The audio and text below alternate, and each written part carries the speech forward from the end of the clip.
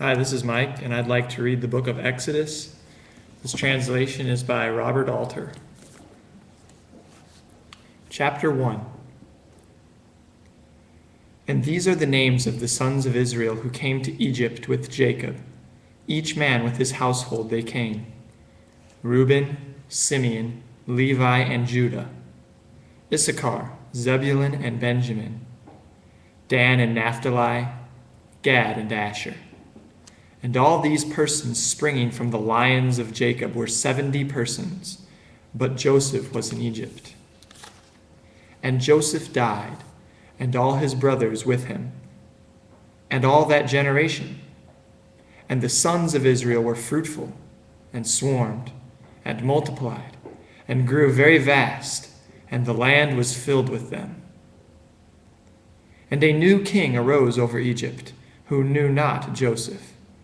And he said to his people, Look, the people of the sons of Israel is more numerous and vaster than we.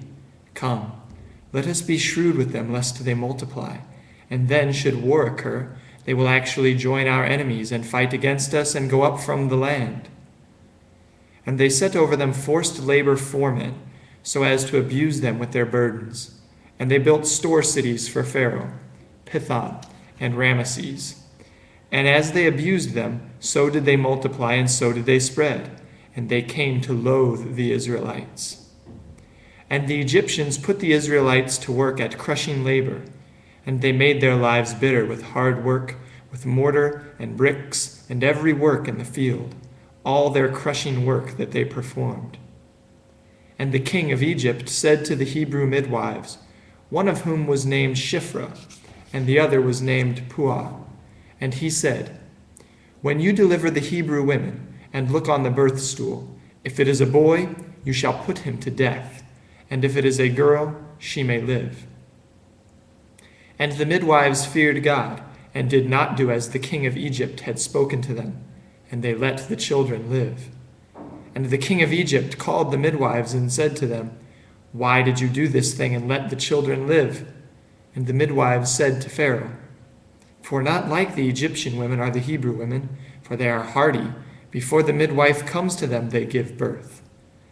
And God made it go well with the midwives, and the people multiplied and became very vast. And inasmuch as the midwives feared God, he made households for them. And Pharaoh charged his whole people, saying, Every boy that is born you shall fling into the Nile, and every girl you shall let live.